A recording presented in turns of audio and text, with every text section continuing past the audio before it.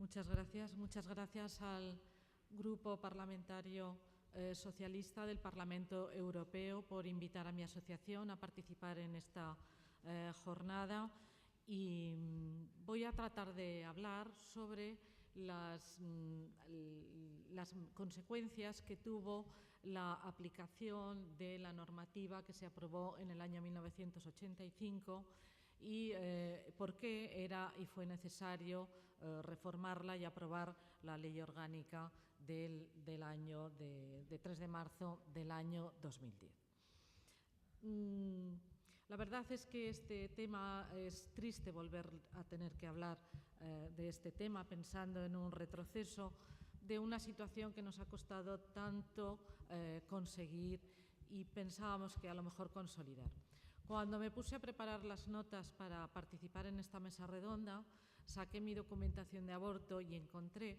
una revista del año 1981, La Mujer Feminista, en la que yo escribía, que era una revista que editábamos un grupo feminista de aquella época, y la portada de la revista era Derecho al aborto, año 1981. Han pasado 32 años y después de todo lo que hemos luchado, además en este tiempo, y hemos conseguido volver a replantear otra vez si tenemos o no las mujeres derecho a decidir sobre nuestra maternidad, realmente es duro. En aquellos momentos, en los comienzos de los años 80, había una situación de aborto clandestino, con todos los problemas que ello ocasionaba. Había una media de 300 mujeres al año que morían por prácticas de abortos clandestinos. Había muchos hijos no deseados.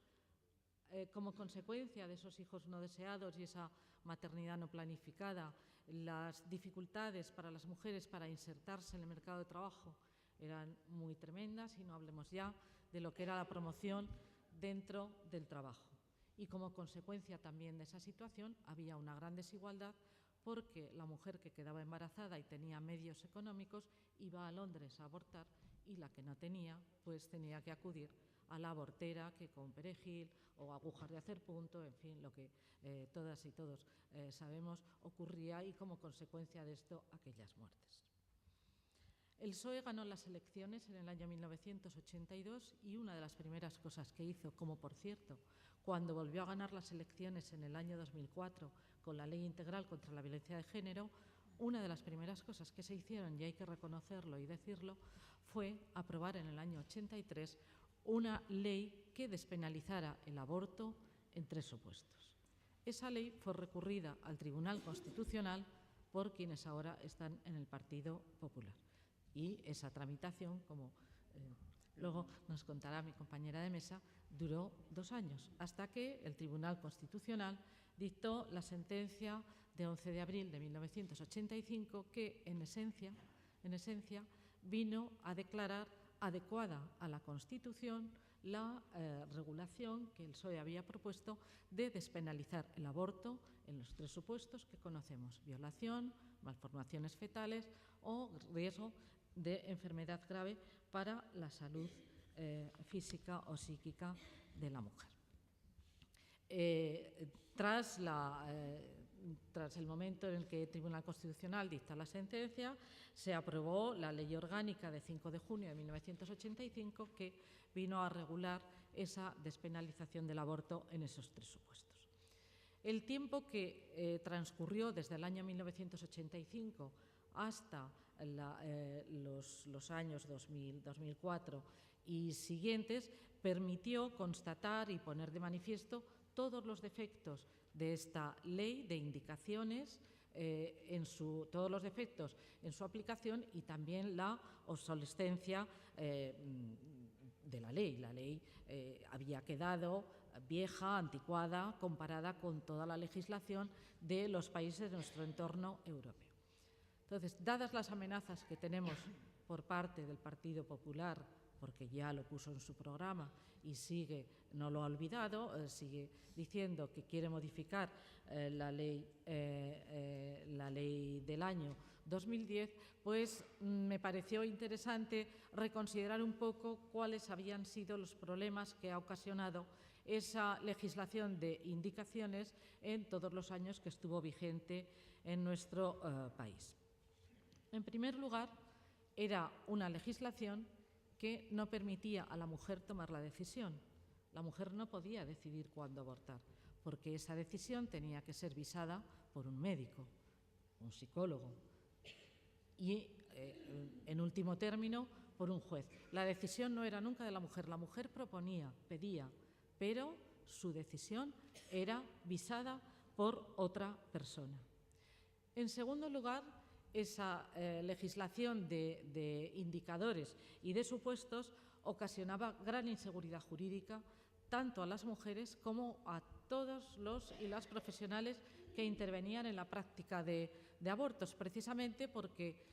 los supuestos son siempre interpretables y la interpretación puede dar lugar y dio lugar a muchas desigualdades. Esta legislación permitió que se cuestionara muchísimo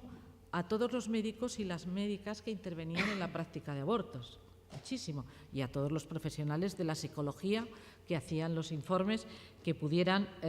viabilizar el aborto.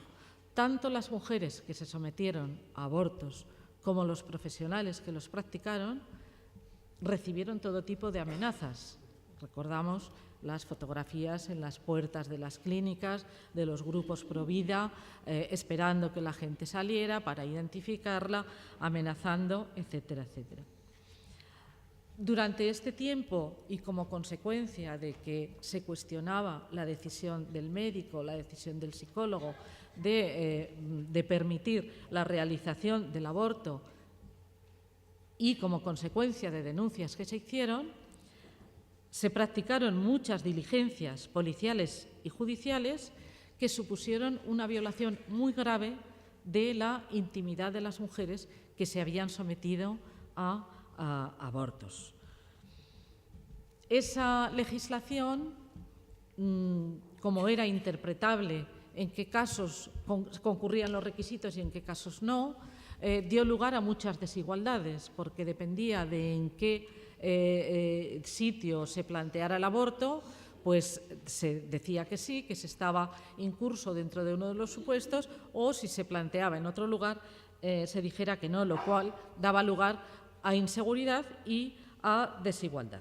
Y, en definitiva, esta legislación lo que permitía era la posibilidad siempre de revisar un aborto que se había practicado. Siempre se podía revisar. Esta situación de inseguridad jurídica que ocasionaba esta normativa significaba que nuestro sistema no garantizaba adecuadamente que la mujer pudiera interrumpir el embarazo, aun cuando estuviera dentro de uno de los supuestos de despenalización. Esa legislación no permitía, además, resolver el problema que se planteaba en los casos de diagnósticos de malformaciones fetales más allá de las 22 semanas. No garantizaba tampoco la atención sanitaria dentro del sistema público de salud. Solo el 3% de los abortos se practicaban dentro del sistema sanitario público y el resto se hacían en centros privados y, además, a cargo de la mujer generalmente, lo cual además daba lugar a importantes desigualdades por razón del territorio.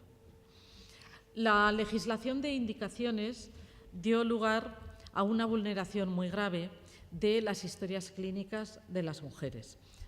que habían sido atendidas en centros acreditados. Es verdad que en este periodo, desde el año 85 hasta el año 2006, que es cuando yo tengo los datos, hubo muy pocos procesos judiciales. En España hubo tan solo unos 30 procesos judiciales por aborto, que realmente son pocos para ese periodo de tiempo. Pero en muchísimas más ocasiones que en esos 30 procedimientos judiciales se han visto aireadas las historias clínicas de las mujeres como consecuencia de las denuncias que esos maridos despechados o que esas asociaciones han puesto.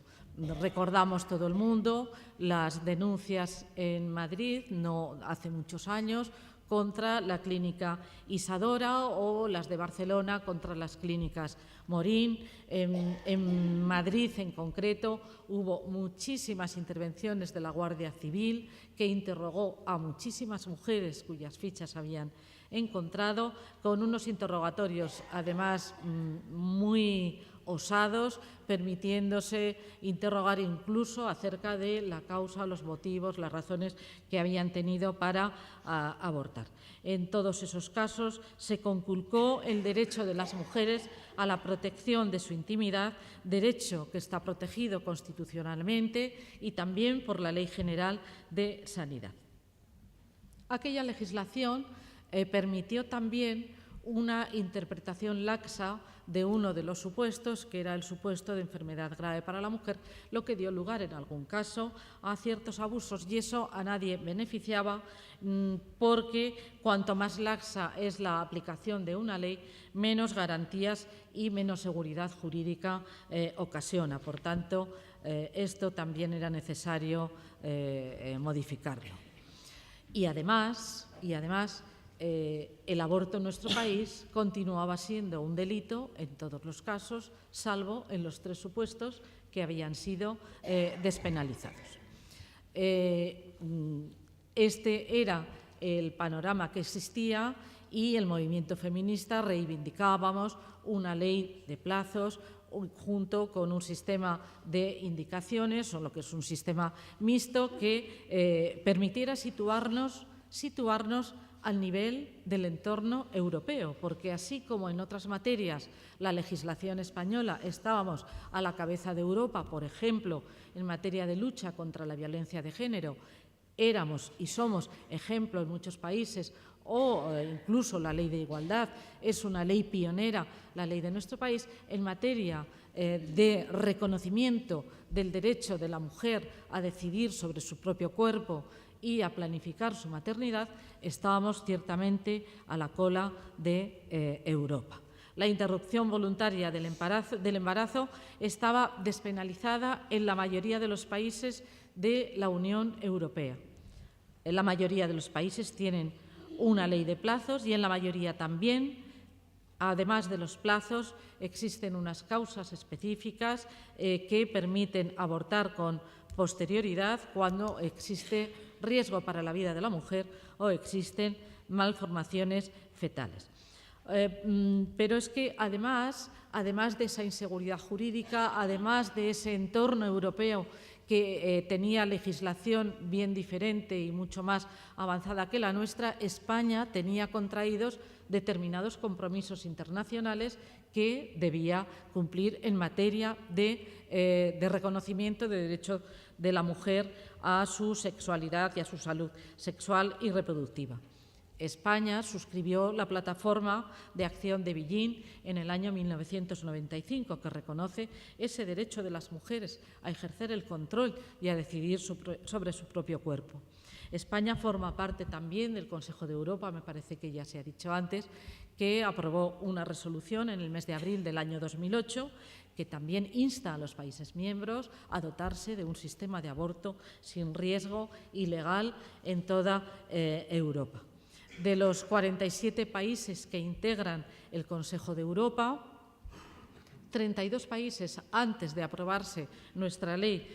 orgánica de 3 de marzo del año 2010, 32 países tenían una ley de plazos, tenían instaurado un sistema de plazos. Después se sumó España a este número de países. La evolución mundial en esta materia y también en España ha sido, desde luego, pasar de normas sancionatorias penales al reconocimiento del derecho a decidir de las mujeres. Ese ha sido el íter, ese ha sido el camino. Lo que no podemos permitir, porque es que tampoco lo podemos casi comprender, es hacer la evolución inversa. Eso que es lo que parece que se nos plantea en ese momento. Como digo, había esos compromisos internacionales y el Tribunal Constitucional tiene puesto de relieve en la sentencia 224 de 1999 la importancia de las resoluciones y de las recomendaciones de las instituciones europeas, que dice que si bien no son vinculantes, sí forman parte de las leyes blandas de los Estados miembros, es decir, que no podemos prescindir de ellas. Como conclusión de todo lo anterior, la conclusión, como digo, no pudo ser otra que la búsqueda de un nuevo marco legal que, reconociendo el derecho de las mujeres a decidir sobre su maternidad y a decidir sobre su propio cuerpo y respetando también los derechos del nasciturus, proporcionase seguridad jurídica tanto a las mujeres como a todas las personas intervinientes en los procesos de interrupción del embarazo. Y eso se instrumentaliza y se instrumentalizó a través de un sistema combinado de plazos y de indicaciones. Y en el año 2010, tras muchos debates, tras la elaboración de un informe por parte de una comisión de expertos, etcétera, se aprobó la Ley 2/2010 de 3 de marzo, en vísperas del 8 de marzo, sobre salud sexual, reproductiva y de interrupción voluntaria del embarazo. Esta ley, que mi asociación desde luego valora muy positivamente, concilia el derecho de las mujeres a decidir y la protección prenatal y trata el aborto en un marco de salud que permite también la prevención. Y desde luego esta ley supone una conquista de una reivindicación histórica de las mujeres, y es que nos dejen decidir cuándo queremos ser madres, porque además la maternidad o el hecho de tener hijos afecta, como sabemos, fundamentalmente a las mujeres. Hay algún aspecto de esta ley que desde luego es mejorable. Por ejemplo, nosotras creemos que es mejorable el aspecto consistente en que, en caso de peligro para la vida o para la salud de la embarazada, no puedan superarse las 22 semanas para la práctica del aborto. De esta forma, yo creo que antes sí que no existía el límite, y de esta forma yo creo que en ese supuesto se puede estar fomentando el turismo del aborto, porque en otros países del entorno en ese supuesto sí que se puede hacer. También nos pareció que no era necesario el periodo de reflexión de 3 días que se acordó en la ley de marzo de 2010, porque nos parecía que era considerar la decisión de las mujeres de abortar como una decisión en la que no se les reconocía la madurez que tenemos o la capacidad de decisión que tenemos para decidir sobre la marcha sobre una intervención quirúrgica mucho más grave, a veces, periodo de reflexión que solo existe para el aborto. Y estudiamos la legislación de los países del entorno y solo encontramos en Holanda que existe un periodo de reflexión de 5 días, pero es que en Holanda los plazos para practicar el aborto son 24 semanas, con lo cual aquí nos parecía que un periodo más corto, 14 semanas, y un periodo de reflexión de 3 semanas, con independencia del fondo, que en el fondo es que las mujeres tenemos que ser bien aconsejadas antes de tomar una decisión que pueda comprometer nuestra vida, que en el fondo era no respetar nuestra decisión, pues nos parecía que eso podía hacer entrar en peligro, bueno, el plazo. No obstante estos defectos señalados y algún otro, como que, por ejemplo, continúa estando en el Código Penal, en el artículo 145, recogido el aborto como un delito, el aborto que consienta a la mujer fuera de las 14 semanas o de los supuestos, las indicaciones que están contempladas, continúa siendo un delito, si bien la pena no es una pena de privación de libertad, es una sanción económica. La reivindicación que teníamos y el planteamiento que hacíamos es que saliera definitivamente el aborto del Código Penal, salvo cuando fuera un aborto que se practicara contra la decisión de la mujer. No obstante todo ello, digo, es una ley que reconoció el derecho de la mujer a decidir libremente su maternidad durante las primeras 14 semanas de embarazo, que de esta manera se evitan muchísimas inseguridades jurídicas y la posible conculcación del derecho a la intimidad de las mujeres. Es una ley que nos puso a nivel europeo y a nivel de igualdad con la mayor parte de los países que nos rodean. La maternidad sigue siendo una cuestión todavía hoy, desgraciadamente, la educación y el cuidado de los hijos sigue siendo una cuestión fundamentalmente de las mujeres. Con todo el tema de la custodia compartida, todas las reivindicaciones que hay por parte de los padres separados, etcétera, bueno, pues analizando las encuestas que publica el Ministerio de Empleo, el 95% de las excedencias para cuidados de hijos y de hijas continuamos pidiéndolo todavía las madres. ¿Quiere eso decir que el cuidado de los hijos, la educación de los hijos, recae fundamentalmente sobre las mujeres? Por ello, es importantísimo que podamos decidir cuándo queremos asumir esa función en nuestra vida y en nuestro proyecto vital. Cualquier retroceso y cualquier vuelta a un sistema de indicaciones que, además, sin lugar a dudas, sería empeorado respecto al que se aprobó en el año 1985, hay que evitarlo como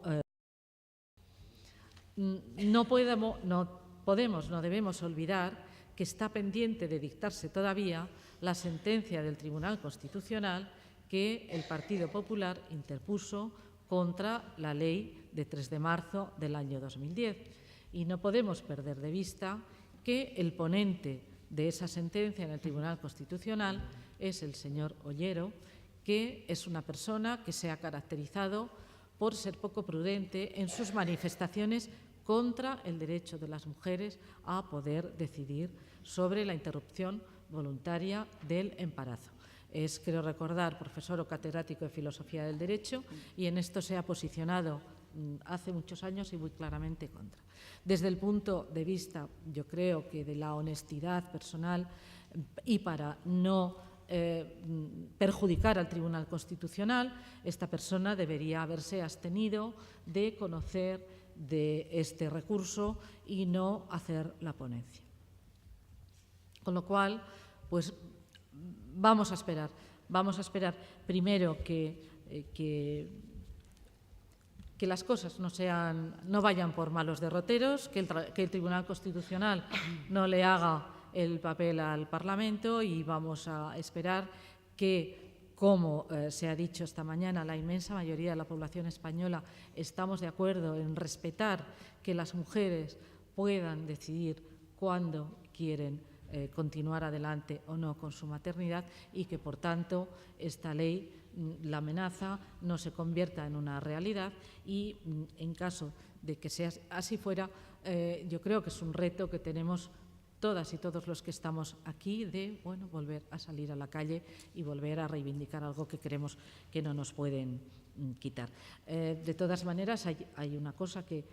la ha dicho antes, me parece, Elena Valenciano. Esto no es la crisis económica, esto es ideología pura y dura, porque no tiene nada que ver con la crisis económica. Y luego, otra cosa que yo creo que hay que tener muy en cuenta también es que en esta materia, desde el punto de vista internacional, no ha habido retrocesos. Solo ha habido un retroceso en nuestro país, que fue en la Segunda República. En la Segunda República tuvimos derecho de aborto y ese derecho se perdió, y se perdió por muchísimos años. Con lo cual, aprendamos la lección. Muchas gracias.